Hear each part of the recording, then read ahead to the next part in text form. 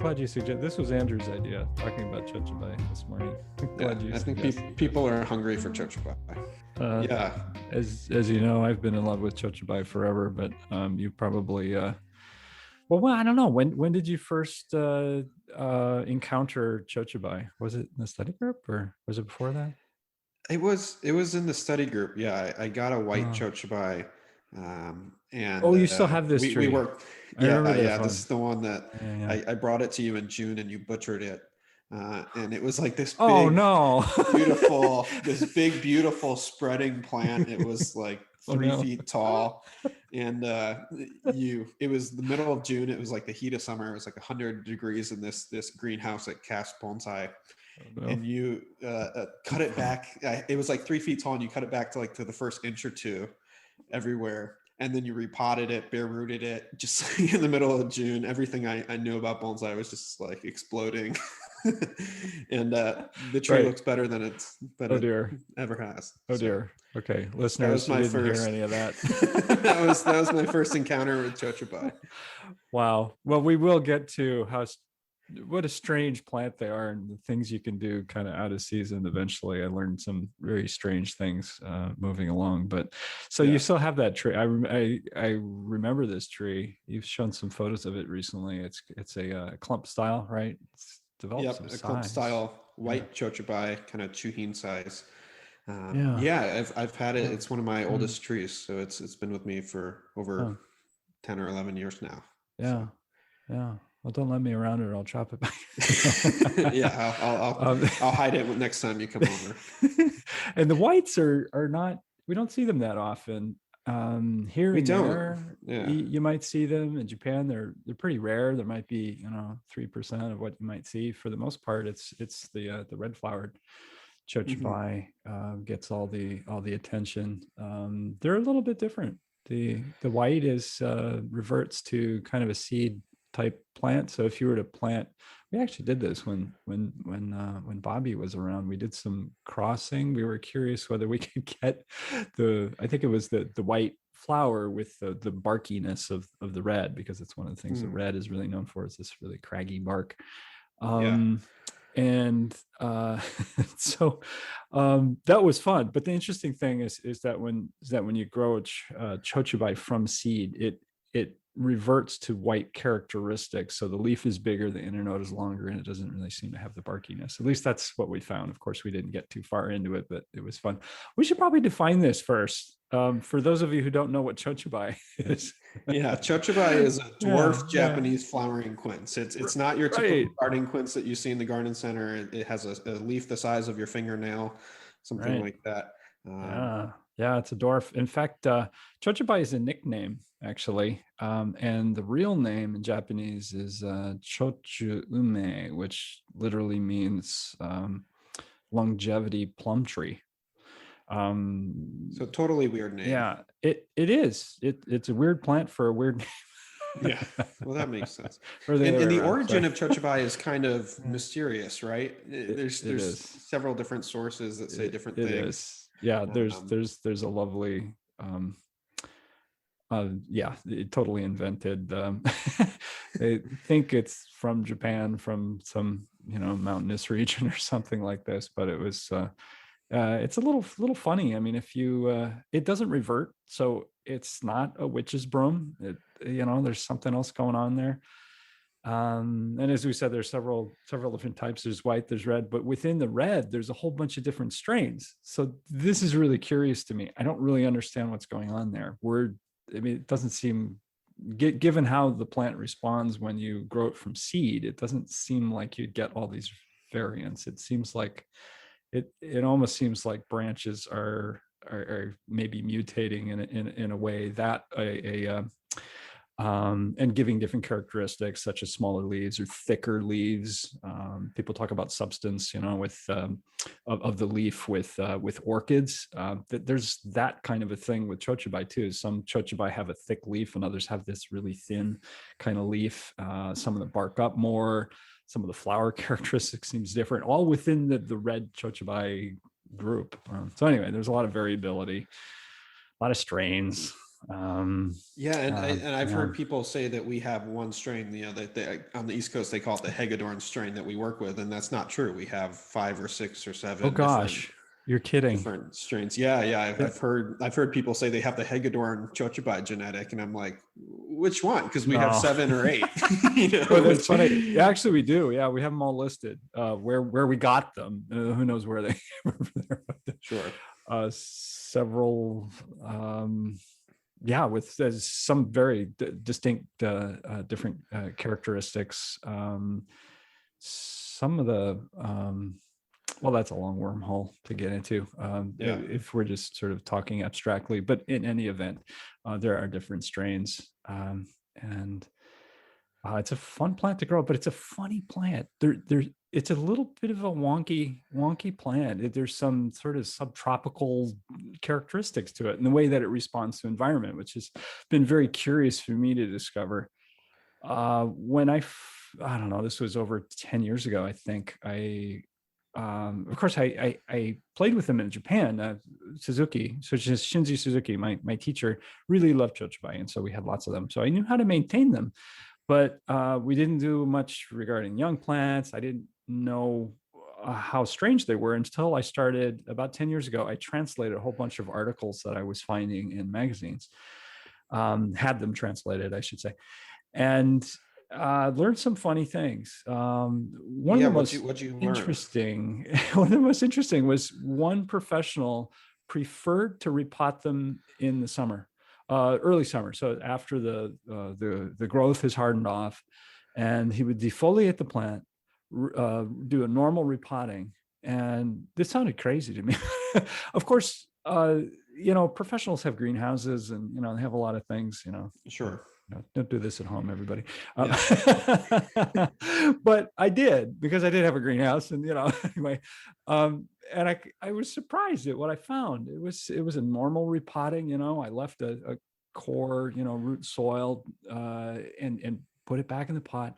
In 5 days, the thing was rebudding. It was unbelievable. I don't see that kind of response at other times of the year. You don't see it with like a maple or. Right. Yeah. They respond a little differently. I'll just put it that way. I think I'm still learning about these plants. They're really kind of curious. And your timing was you'd wait till that first initial flush kind of hardened off, and the shoots after the shoots. That's right. After they stop. So for me here in Oregon, we're talking sort of mid June-ish, late June, something like that.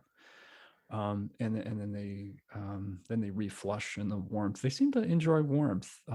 You can repot an old established tree at the normal time at bud break, or just before bud break, and they seem to do fine. On the other hand, if you do aggressive root work on a younger plant in the early spring, when it's still kind of cold out, they don't like it. And you can be really encouraged to do work like that then, because these are some of the first plants to grow out. They're really funny. They're incredibly cold hardy. They're about as cold hardy as any deciduous tree you're ever going to find, like ume or Japanese maple. I mean, it's very, very cold hardy, but it's the first thing that grows in the spring. So it'll lose that antifreeze, and then it's susceptible. So that it can be really, really tricky. Yeah, I remember during the apprenticeship a lot of shuffling of chojubai, in and out of the greenhouse in the spring. Yes, that's right. Yeah, and now we built a whole new greenhouse just for all these crazy little chojubai. Yeah, well, they're very randy little plants. I mean, you could create a Monty Python skit over chojubai. You turn your back and they're propagating. Yeah. Why do we like them so much? I mean, you and I have talked about this, but the flowers, right? Crazy. They flower 3 times a year, maybe. If it's a happy plant, the typical period is in the spring, before or late winter, really, around the time that ume flowers, which is before the leaves come out, and then you get these flowers fade, and then the leaves start coming out, and that's the typical time. But then you're going to find flowering in the summertime, sometimes in the fall. I mean, they're kind of all over the place. That makes them remontant, right? They don't just all flower at once. They kind of sequentially flower and flower multiple times a year. Yes. Yeah. And as I understand, remontant means flowering multiple times in one season. So in spring, it's kind of a perpetual bloomer. So it'll have more buds forming as some flowers are getting senile and forming fruit. So it's not like the cherry tree, which is all exactly just push out at once, like an apple, all at once, and then it's done. These will kind of keep going. There is one thing that we've noticed, when you have 150, 200 chojubai, you start to see some patterns. And one thing we've noticed is that those that flower a lot in the springtime seem to diminish shoot growth. They delay it, leaf growth and shoot growth. So that's something, and we have so many back there that we can't pull off all the flowers that we might want to. The main thing to worry about is the fruit, because that'll take energy. It's taking a lot of sugars to create them. So those you want to get off, but other care tips. They love water. They're some of the hungriest plants that you can grow. Kind of like Japanese black pine. You want to grow start fertilizing pretty early in the year at a reasonably strong way that supports the flower and the shoots. They're hungry plants, right? They need a lot of fertilizer. Yeah, right. Another tip is that this is a basally dominant plant. So it's the opposite of a tree. The tree has a crown that's going to take over whenever it can, right? It's going to keep growing stronger up on top, and it's going to kill off all its lower branches. And any shrub, chojubai is a great example of this tendency, is to kill off the old parts of the tree and to grow young stuff from the base. So to grow a shrub well, Satsuki azalea is another good example, is essentially with bonsai technique to trick it into thinking it's a tree. And vice versa. With a tree, we're trying to trick it into growing more like a shrub, to create some sort of balance so that we don't lose lower branches on the trees that we grow as bonsai, and not to lose the older parts of the or the crowns of shrubs. So what that looks like is taking a scissors, and whenever it grows a basil shoot that's not part of the older plant, then we cut that back right at the base whenever we see it, right? Not exactly not time of year. Yeah, and as long as you have the structure of your tree, in the early phases, you might leave one or two if you want a younger, thinner trunk. Yeah, but you'll notice that happens a lot if you have a young chojubai. That will happen a lot for a decade or 2 decades, and then you don't see so much. Once you have your major trunks up in the air and lots of shoots up there, they don't produce an awful lot from the base. So they begin to kind of get the hint. Hey, we're a tree. Yeah. But another thing that you might be encouraged to do with a chojubai is seeing a thin trunk, because they never really trunk up much. Mostly you're doing kind of a dance with a whole bunch of different little trunks. So it's a clump or a forest or something of that nature. And you might be encouraged to put them in this shallow little pot, right? We like to try to marry, right, the diameter of the trunk with the height of the pot. And of course that we can vary a lot, but with chojubai, we definitely want to vary that, because it'll be in too thin a pot. And one thing I see is people trying to put chojubai in pots that are far too shallow. And this again goes along with any shrub, really, is a deeper pot. They don't like their feet sitting in water. So you want a lot of drainage, sometimes a third of the height of the pot. What we put in there is just this really big pumice. And then we use the volcanic soil, so akadama pumice, 1-to-1, or you can add even a little bit more akadama if you're feeling rich.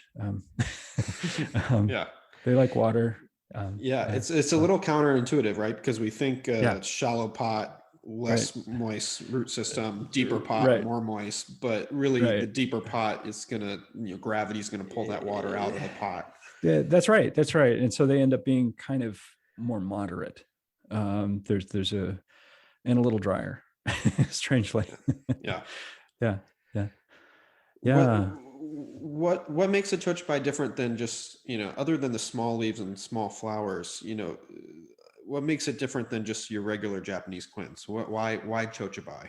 Well, the internode, for one thing, is really short. So the growth habit of the tree actually looks significantly different than a normal Japanese quince, which is a fairly coarse plant. You see it now and then, and they will trunk up a little bit. Some of the bases of them are really pretty powerful. But the look of the plant is different. And one of the bark's much different too, right? Oh, very. Yeah. And that does take a while to come up, 15 years or more before you get bark. So be patient with your plants. But the internode is so short. And the curious thing about chojubai is that they grow buds in like, how do I put this? Like 3 dimensions. So rather than something like a Chinese elm, which grows out its leaves and future shoots, kind of like a skeleton of a fish. So kind of just like left, right, left, right, left, exactly. Right. Yeah. Or like a maple where you get in one dimension, X, Y, and then the next set come out at a 90-degree turn, and then the next set comes out like the first set. Chojubai grow in this kind of spiral. It's not really a spiral, but it's very it's very eclectic. And so you can, because the internodes are so short, you can choose the direction the next shoot grows with far greater accuracy than almost any other plant. And there's kind of an eclectic way that the shoot grows. So you end up with this really quirky kind of branch habit, which is fun on the small scale that most chojubai are, from shohin to, some of them are large, but we don't see many of those in this country. We're trying to create a few in our backyard, but they take a little while. For the most part, they're small, and at that scale, you get to see these jagged movements of the branches. So that's one of the things that's different, definitely. And because of that, we can use a lot less wires and a lot more scissor work to create the movements, right? Yeah, that's right. Yeah. You can use scissors more than wire in your really early days of creating a tree. From a young chojubai, you can do a bit of wiring, but one of the things to definitely be leery of is putting S curves in them, or too simple a form, because the complexity of chojubai is really one of their great features. So keep your if you do any wiring, I guess what I'm trying to say is don't wire long pieces, but wire short pieces, which you cut and then let it grow out again. You do a combination of wiring and cutting. That's another concept, rather than just all cutting or just all wiring. Do a bit of both. If you do a bit of both, you're going to get the characteristic of the sort of the true chojubai flavor. But if you do only cutting, you're going to develop your tree at about half the speed. So which might give you more organic look, but it's going to take a hell of a lot longer. A hell of a lot, yeah. So maybe mixing them up is a nice happy medium. Yeah, and to clarify, when we wire, let's say we get an 8 or 10 inch shoot, we're only really interested in wiring the first 2 or 3 inches, right? And then the rest of the shoot we either leave to thicken that thing up, or we just cut it off and regrow it. Right. Yeah. And you'll probably find they'll grow maybe twice a year, something like that. So you can cut them back at least twice a year. Here we'll trim them once in June when they harden off, and then they'll grow again, or partly. You might get a half of the shoots growing, and cut them again in early fall. One thing though, speaking of growing, is that you'll find that they're not as interested in growing in sort of subtropical areas or tropical areas. They just don't seem to like that very much. One way to think of this is if you can grow an apple where you live, you can probably grow a chojubai. So cooler regions, regions that have a either or in addition to a winter that where you're down in the 30s or something like that, but or possibly another storyline that you might want to investigate is a drop in daytime temperatures. But they probably won't do well in LA or Florida or Taiwan, areas like that. Some of the lower elevations in Taiwan, I know they have some mountains there. But in any event, some amount of drop in temperature. Yeah. So they want a hot summer and a cold winter, kind of. Is that what you're saying? They like some warmth. They do, yeah. But going along with that, about a 50% shade cloth is a good idea, or some sort of dappled shade in the summer. They like the warmth, but too intense sun can fry them up a fair bit. One thing to keep in mind is not to panic in the middle of the summer when suddenly your plant loses half its leaves. I get a lot of panicked emails from folks who think they've just killed their tree. And in fact, they have this weird habit. I mean, you don't see maples doing this. You don't see, other things dropping half their leaves. And what time of year? This is July, August? Usually August, okay. Somewhere around there. You might hit it earlier if you're in a really hot area, if you have a hot summer. And it's just a quirk. You haven't done anything wrong, but be careful that you're not overwatering your plant then, because that can they don't, while they like water, they also don't like being soggy. So that's where the deeper pot comes into play. So that's like a pre-fall, and then later they're fully deciduous then once fall comes along. And they're kind of strange. They don't really get fall color. Their leaves just kind of, they might be yellowish for a week, and then they just kind of fall off. Right. Which brings up the yellow edging, which is a virus. It's called a mosaic virus. And this is not something to worry about. Almost every chojubai has one, has this disease. And it kind of looks like variegation on the leaf, right? It kind of does. It's either on the edges or sometimes it's down the middle of the leaf. Variegation is a good way to put it. It doesn't look like iron. It doesn't look like a disease or something. Yeah. It looks like it's doing something pretty. Yeah.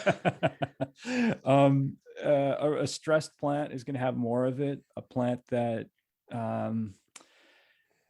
doesn't have enough fertilizer seems to have a little more trouble with it. But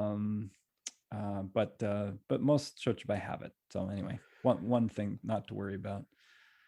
They do seem to attract aphids, so be a little cautious to that. And then also they can they're kind of like candy for root nematodes. Yeah, tell us about the nematodes. Yeah, they can nibble away at your roots until you have very little left. So controlling them is, there are predatory nematodes. You could look into that. That's a bit expensive. You could also decompose them in like a light xeritol solution. Possibly hydrogen peroxide could do it. I've never used that, but you might try bubbling it. I've found that if you kill them that way once, they never come back. But what the problem with nematodes is, not only will they eat your root system away, is that they provide sites where a bacteria, crown gall, can get a foothold, and then you have these little galls in your root system. And it's almost impossible to completely get rid of it, but you can cut some of them away. And if you're controlling the nematode, you can get the plant back to to complete health, I've found. So it's not the end of the world. That's another thing that many chojubai have. So something to keep an eye out for. And so if we're repotting, we're seeing galls, we have strange things Right. happening on the plant that might be a sign that we have nematodes, and we need to That's treat with right. xylitol or something like that. Yeah, and that's a soak. Yeah. And xylitol is it's like you said, hydrogen peroxide. It's like an oxygenator, so it's just Right. gonna Yes. sizzle them all away. Yeah, it's a weird thing. All your worms come crawling out. Um, but yeah, it's like a strong version of hydrogen peroxide. So you dilute it to about 2 ounces per gallon or something like that. That's a strong. Wear gloves if you're going to use this stuff. And is this still something that you're doing every time you repot prophylactically, or have you started to back away from that? I do. I have done that for almost 10 years now. And I think that, well, maybe not quite that long. We've been able to keep ahead of most problems, but I should probably do a test to see if we really need to keep doing it. Yeah, part of the problem with what we were doing at your place is, they're all in a greenhouse, all next to each other, and so if there's nematodes in one pot, they're going to make their way into another pot and another pot. Especially if they're on the ground. If they spend any time on the ground, that can happen. On a bench, maybe less so. But yeah, in the back greenhouse, that's a problem with any monoculture. You have a problem on one plant, pretty soon it's everywhere. There's a couple diseases to keep an eye on. If you have fire blight in your area, that might be an issue. Botrytis is another one. Botrytis is just sort of this, leaf fungus, which it's not normally much of a problem, really. Actually, have I said that? Is that a bacteria? I can't recall off the top of my head. Anyway, it's fairly easy to control. And chojubai is one of the few plants where you can actually lose a branch if you have botrytis. So there's one to keep an eye on. And we've been able to control it fairly easily with even xylitol, actually, which is a fairly benign product. Better than many of the fungicides that you can spray around. A lot of those are pretty scary, folks. If you use fungicides, be sure you read your labels carefully. They're really pretty naughty to, aquatic animals and things of that nature. So be a little cautious with them. In fact, some of the fungicides are frankly a heck of a lot more frightening than some of the pesticides. I mean, for so many years, after DDT, everybody was concerned about pesticides. Nobody was paying any attention about the fungicides. Right. So anyway, use as few chemicals as you can get away with, everyone. Yeah.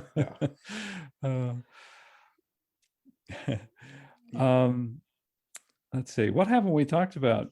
I think why don't we see more chojubai? I mean, they're so easy to propagate. You can basically just throw cutting on the ground and it's going to have roots and grow. It kind of reminds me, I was listening to a podcast this morning. Neil deGrasse Tyson Star Talk is my favorite podcast. And this morning he was talking about the Fermi paradox. Have you heard of the Fermi paradox? Oh, no, tell us. Fermi, Fermi. He was an Italian-American astrophysicist. And he basically theorized, if life becomes intelligent and we start traveling to other planets and we learn how to terraform, which is all kind of in the conversation for the next few hundred years. Our solar system is relatively late in the galaxy where, lots of stars have been formed before us. And so if there's other intelligent life out there with the billions of stars and billions of exoplanets that have the potential for life, why haven't they traveled, all throughout the galaxy? Why don't we see signs of them? And the Fermi paradox is, he basically said either intelligent life just always self-destructs, which is the kind of the pessimistic one, or the optimistic one is we just can't figure out the energy to travel vast amounts of space. But it just kind of reminds me, the chojubai paradox. Why don't we, if these are so easy to propagate and grow, why aren't they on all of the bonsai benches? Because they're beautiful plants. We get this nice flower with this old bark, which is such a nice contrast. Yeah, and all plant life, ultimately ends in chojubai, so they should be on other planets as well. Right. So where are they? But that's a good question. Where are they if they're so easy to propagate? Yeah, it's true. You can get almost 100% propagation. a little bit of bottom heat. John has been growing them at all times of the year, and they will root at all times of the year. Yeah. As our friend Gary Wood says, they're paid to root. Yep. February seems to be John's favorite, though, as a time to root them. A little bit of mist, a little bit of bottom heat, perhaps. Maybe you don't need the mist at certain times of the year. Oh, that was a peacock. Did you hear that? No. I have a feral band of peacocks around here. There's 10. It's a crazy thing to watch. They when I first got here, there was about 5, and now a few years later, there's 10. I think the predators in the air, even the coyotes, have no idea what to do with this bird. It's just too fierce. Very out of place. Yeah, it truly is. Yeah. In any event, I think we're going to be seeing more and more, but yeah, it's a good question.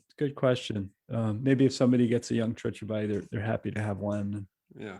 In Japan, they're relatively common, right? You see them, especially in the shohin trade. You see them in almost every shohin display. They are now, yeah. I think what we're going to see is like an exponential curve kind of thing, because they seem to be getting very popular here in the States, and everybody seems to want one, and that's just going to be building. But it wasn't a traditional bonsai plant in Japan. That you first started to see them in I think it was the 1920s. And they were these little sticks and pots, even going back to like the 60s or so. You could look at the kokofu books, and they were just little nothings, you know. Yeah. They were kind of accent more of an right? accent, exactly. Yeah, a little twig that might have been flowering. And obviously people were propagating them, so now they're everywhere in Japan. I think we're going to see the same thing. We're just going to see more and more of them. Yeah, it was one of the plants that I did fall in love with in Japan, and one of the plants that I think is definitely worth growing from Japan. It's it's harder to get something like a Japanese white pine. Even if you love those plants, you have to pay somebody an awful lot of money or create a time travel machine or something in order to get some really, really nice Japanese white pine if you're not going to import. Whereas chojubai, I think we're going to be able to see, really pleasing results in just a few years. I've been surprised at the structure we've managed to create in less than 10 years in our backyard, just from cuttings. It takes a tending to the plant about twice a year. Don't grow them in the ground. Doesn't make any sense to do that. They won't use the larger territory. What do you grow them in? Do you grow them in bonsai pots? I mean, I know this because I've but I mean for everybody, how do we, Yeah, you can grow small plants in 2-gallon nursery pots. That's a good one. Really small, if you do a little pop bonsai, or even sort of mame or something like that, you can use a 1 gallon. All the way up to sometimes Anderson flats. We're trying to create these 25, 30 inch plants that you see in Japan, you just don't see here. So I'm trying to create a number of those.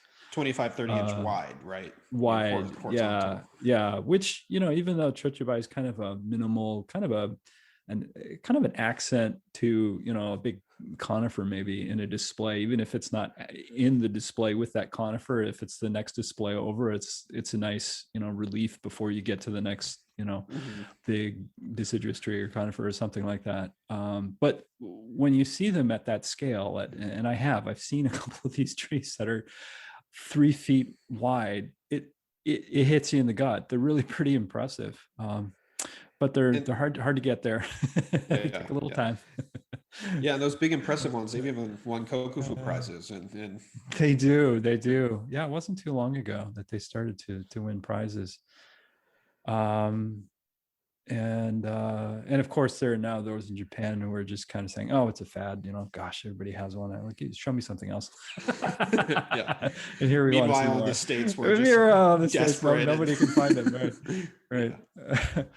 Yeah. Well, it should be changing soon. Yeah.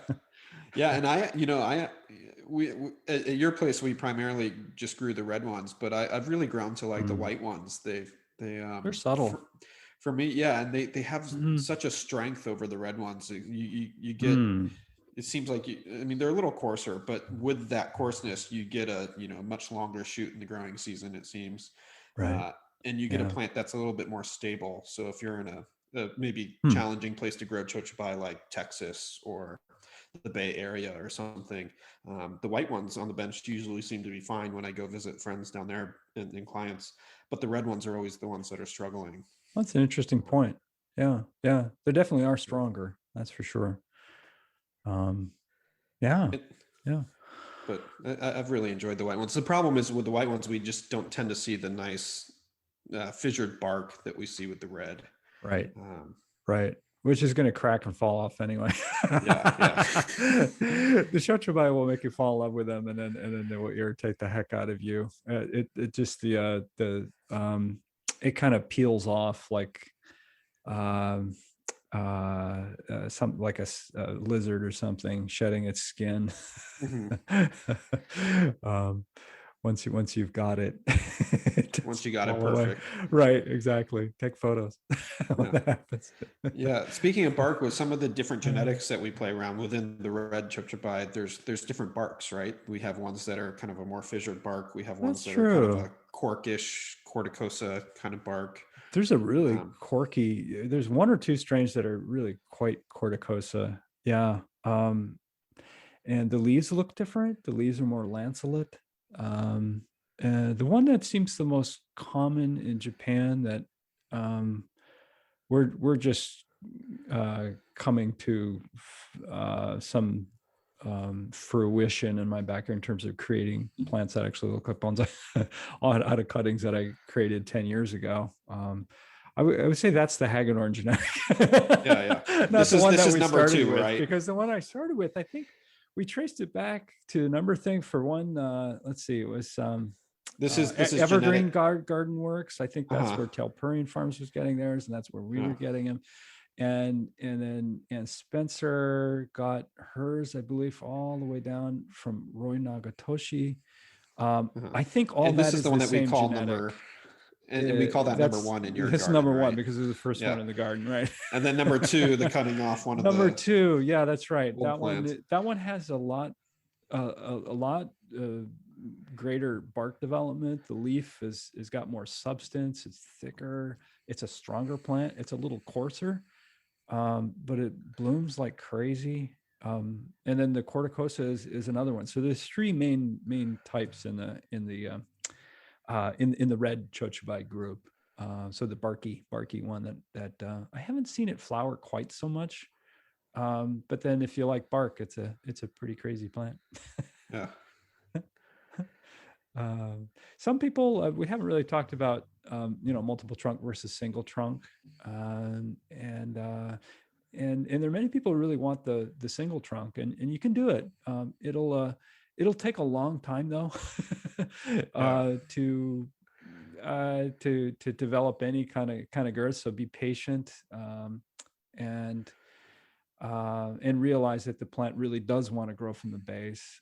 So the natural form of the chojubai, if you're interested in naturalness and sort of applying what we do to what the plant normally would do, is going to be a multiple trunk plant. So and their form is kind of wider than they are tall, and typically how that's right. Yeah, they usually don't like growing much above a foot. I think they begin to lose a little energy above that. Keeping in them 10 inches, 12 inches, and then wide. And keep an eye on your young shoots, because they can take over. One trick, if you have an older one, is to leave your extensions on the old parts of the tree, maybe the tallest part, the part that has bark on it, the thickest trunks. Leave those extensions until fall. And then all the other shoots on the younger parts, the thinner trunks, cut those in June. That way you kind of dampen the energy of the younger parts that are going to want to take over. Chojubai with, like ginned trunks doesn't not a thing. Makes sense. No. They are thorny though. Let's talk about the thorns for a minute. Oh yeah, that's true. They are. Yeah. So that happens at the end of the shoot. So the shoot, you can divide a shoot into like two parts. The end of the shoot, the last half of it is going to have thorns on it, and the part that's closest to where the shoot began isn't. So when you do your seasonal trim, where you're cutting off a 1/4 inch, which is 1/2 centimeter, something like that, there are no thorns in there at all. So after doing the initial muck up of your design, where you might do some wiring and you might leave an inch or two, after that, your maintenance is just with scissors, and you're cutting off all the thorns when you cut off the shoot. So you don't have to go through your tree and cut off the thorns if you don't like them, because they're scratchy. Yeah, they are. they'll take off. So it's not really it's not a thorn as like a rose, um, which is quite a hooked thing. The chojubai thorn is very straight. But if you're trying to wire a tree with a lot of thorns on it, you can look like you. When we covered maybe color or pot. Yeah, we haven't talked about pot color yet. We haven't talked about pots. Yeah. So I'm really a fan of kind of unusual color combinations. We were just talking about this in one of my seasonal light classes. So if you think of a color wheel, and let's just use the Christmas colors just for simplicity, that's a color complement. Red complements green and vice versa. So it's directly opposite. If you draw a little arrow from one color to another, that's your complement. I find color complements are jazzy, but they're also neutralizing. Just to me, this is the way I see things. I want to know how you see things. I'm really curious how, not just you, Andrew, but everybody. That's where pot choice is very personal. I want to see how other people see. But what I think is interesting to play with is a color, a pot choice color that is kind of adjacent rather than complementary, and also changing the value of the color. So value is light to dark. It's your grayscale, white to black. And if you are to, for instance, you take a chojubai red, which is a medium bright red, and let's say we're going to put it in like a blue pot or something like that, which isn't really a color complement. It's sort of to the side a little bit. And then we take the value down so that it is a really dark. So it doesn't have the same value. It's not a medium blue like the red flower is a medium red. It's a dark blue. It's going to make that flower pop. Another concept is to go nowhere near the color complement and do something like a shirokochi, which is a kind of cream. And if you have an older pot and you have some of that patina on it, it's going to look kind of an olive drab gray with the undercolor of cream, sort of white really. And that also can make the flower pop. It doesn't make sense, you almost have to see it. But play around with your colors, do some unusual things. You can take flowers, you take a little group of flowers, and put them next to a pot that you haven't potted the tree up in, and see what it looks. Stand back and see what it looks like, and then try another pot, put another pot next to those little flowers, and see what they look like. I found this year, I've repotted maybe 150 trees, and I found that these like super intense decisions with pots, it's like, it's kind of important if you have like one example of that species. If you have one chojubai, right, then getting that perfect color right. But if you have 50 chojubai, then it's like, well, I don't want to put them all in navy pots or shirokochi. I want to, right. I want to play with different shapes and colors and styles. Right. So it's fun to play around once you have a plethora of that plant. Yeah. I think chojubai is one of those plants that having more than one is a good thing. And you don't really see them in unglazed pots either. I mean, like the ume in Japan, which has really crazy bark. That's a good point. You put that in an unglazed, but you never really see a good point. A chojubai in an unglazed pot. Not much. Yeah, we have a few in the yard that are unglazed. I kind of like it. Some shrubs go that way. You can do that with azalea, for instance, and it kind of it's such a subdued thing in the background that it seems to make the flowers show off a little bit more. Yeah. And we tend to style those like pines anyway, so putting them in a pine pot kind of makes sense. Yeah. That's true. Yeah. That's on the far end of just free invention. We'll create a shrub that looks like a pine tree. Yeah. But with chojubai, we actually make shrubs that look like shrubs most of the time. That's true. Yeah, we tend to be a little bit more honorific of how the plant usually grows with chojubai. You do occasionally see a cascade. I don't think there's anything wrong with trying that. I just wouldn't make all your chojubai cascades. Yeah. If the tree is suggesting that, you might try it. Same with a single trunk. I think some single trunk chojubai can be really neat. We have a couple in the yard that are a lot of fun. But 95% of the chojubai we create are multiple trunk plants. Sure. Yeah. Yeah. They're a fun plant. I wish we would see more. I think like you said, I think it's coming. But if you get a chojubai, you can easily create one. Just take some cuttings, tip cuttings, root cuttings. They're going to root pretty much no matter what. Yeah.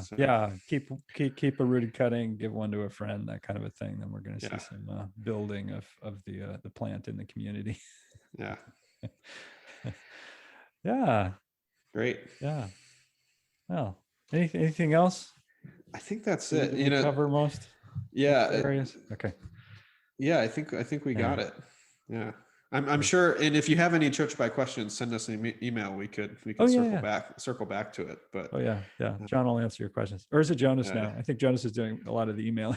Yeah. Or we could do a part 2 podcast. Part 2 to answer questions. Oh, that's a neat idea. Yeah. But chojubai, fun plants. They're really fun. A little wonky, but it's nice to have some wonky in the garden. Yes. So. Very good. Great. All right. Well, this was fun. Yeah. Cheers. Next time. Thanks, Andrew. Cheers.